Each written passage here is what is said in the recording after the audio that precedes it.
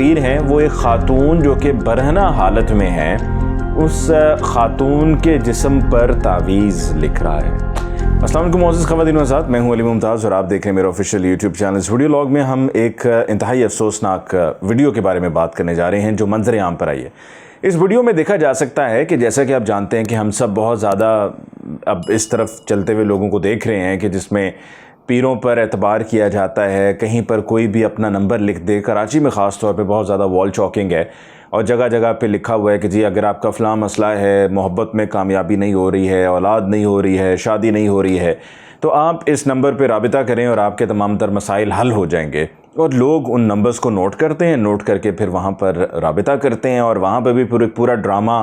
ایک ڈھونگ کیا جاتا ہے کہ جی کچھ جگہوں پہ تو باقاعدہ باہر لوگوں کے بیٹھنے کے لیے جگہ بنائی جاتی ہے، واٹر کولر لگا دیے جاتے ہیں، اگر کوئی اوپن ایریا ہے تو وہاں پر کناتیں لگا دی جاتی ہیں، اگر کوئی کورڈ ایریا ہے تو وہاں پر اندر ذرا اگر ہائی لیول پہ معاملہ لے کر جانا ہے تو وہاں پر پھر اے سی چلا دیے جاتے ہیں۔ پھر ایسے لوگ بھی اب اس میں سامنے آ گئے جو کہتے ہیں جی ہم 4 دن ہفتے میں فلاں شہر میں ہوتے ہیں، 2 دن ہم فلاں شہر میں ہوتے ہیں، 1 دن ہم فلاں شہر میں ہوتے ہیں، یا پھر یہ کہہ دیا جاتا ہے کہ جی یہ المشہور فلاں بابا جی ہیں اور یہ فلاں علاقے سے تشریف لائے ہیں۔ اور پھر وہاں پر بھی کہا جاتا ہے کہ جب کوئی رابطہ کرے، بھلے کسی نے پہلے سے کوئی ٹائم نہ لیا، لیکن کہا جاتا ہے جی ٹائم تو بالکل اویلیبل نہیں ہے اور بابا جی بہت مصروف ہیں اور بابا جی صرف اتنی دیر کے لیے لوگوں سے ملاقات کرتے ہیں اور اس ملاقات میں جو لوگ آنا چاہ رہے تھے وہ پہلے سے وقت لے چکے ہیں، تو ہم معذرت چاہتے ہیں آپ اپنا نمبر لکھوا دیں۔ اگر کہیں پر کسی نے کوئی آنے سے انکار کر دیا یا ٹائم اپنا تبدیل کروایا تو پھر ہم آپ سے کانٹیکٹ کر کے آپ کو بلا لیں گے۔ یعنی کہ پورا ایک ڈرامہ کیا جاتا ہے اور ہم اس ڈرامے میں آ جاتے ہیں، ہم اس کو سچ سمجھنے لگتے ہیں۔ ہمیں لگتا ہے کہ جو ہمیں کہا جا رہا ہے وہ حقیقت پر مبنی ہے۔ ایسے بھی لوگ ہیں جو کہتے ہیں جی یہ دیکھیں یہ شخص ہے، اس میں جن ہے، ہم اس کا جن نکالیں گے،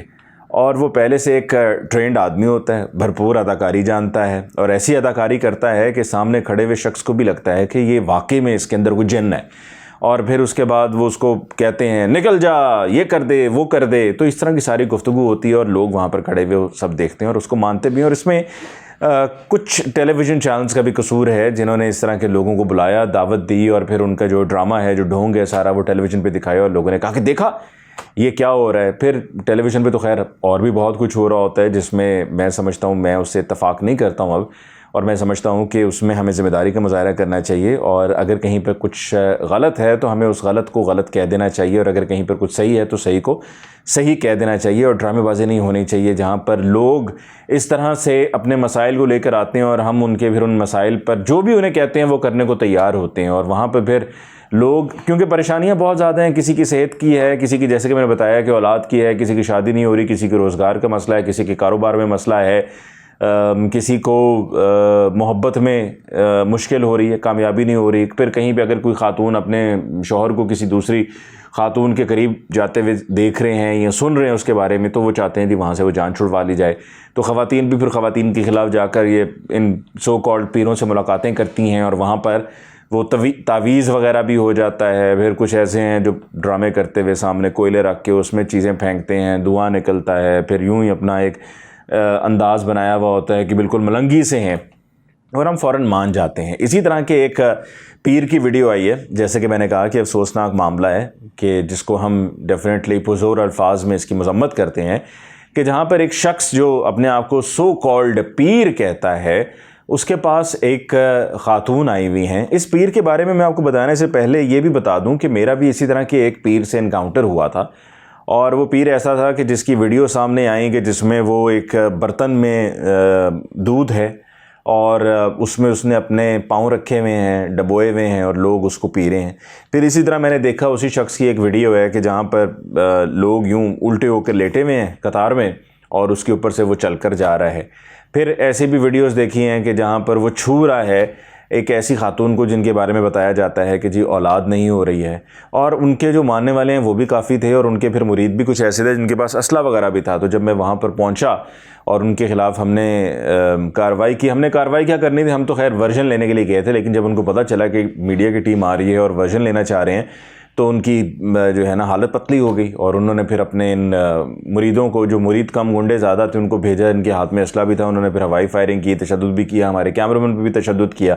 تو لوگوں کا جو قصور ہے وہ تو ہے ہی، لیکن یہ لوگ جو ہیں ان کا پکڑا جانا بہت ضروری ہے، ان کا بے نقاب ہونا بہت ضروری ہے، تاکہ معاشرے میں اس طرح کے جو گندے لوگ ہیں، لوگوں کا فائدہ اٹھانے والے جو لوگ ہیں، ان کو نکال باہر کیا جائے اور ان کو معاشرے میں سے ہم ایک طرح سے وائپ آؤٹ کر دیں۔ تو یہ ویڈیو جو منظر عام پر آئی ہے، اس ویڈیو میں ایک سو کالڈ پیر ہیں، وہ ایک خاتون جو کہ برہنہ حالت میں ہیں، اس خاتون کے جسم پر تعویذ لکھ رہا ہے۔ جی ہاں، آپ سمجھ رہے ہوں گے، میں شاید اپنے پاس سے اس کو بنا کر کہہ رہا ہوں، یہ ویڈیو جو ہے یہ اس کی مثال ہے اور اس میں کوئی چیز ڈھکی چھپی نہیں رہی ہے، اور یہ ویڈیو میں حقیقتاً نظر آ رہا ہے کہ خاتون برہنہ حالت میں ہیں اور ان کے جسم پر یہ شخص تعویذ لکھ رہا ہے، جہاں پر اب پھر اس حد تک ہم چلے جائیں گے تو ہم کسی اور کا نقصان نہیں بلکہ اپنا ہی نقصان ہم کر رہے ہوں گے، اور پھر ہمیں کسی اور کو قصوروار نہیں ٹھہرانا ہے، کسی اور کو برا بھلا نہیں کہنا ہے، بلکہ وہ قصوروار ہم خود ہیں۔ آئینے میں خود کو دیکھ لیجئے،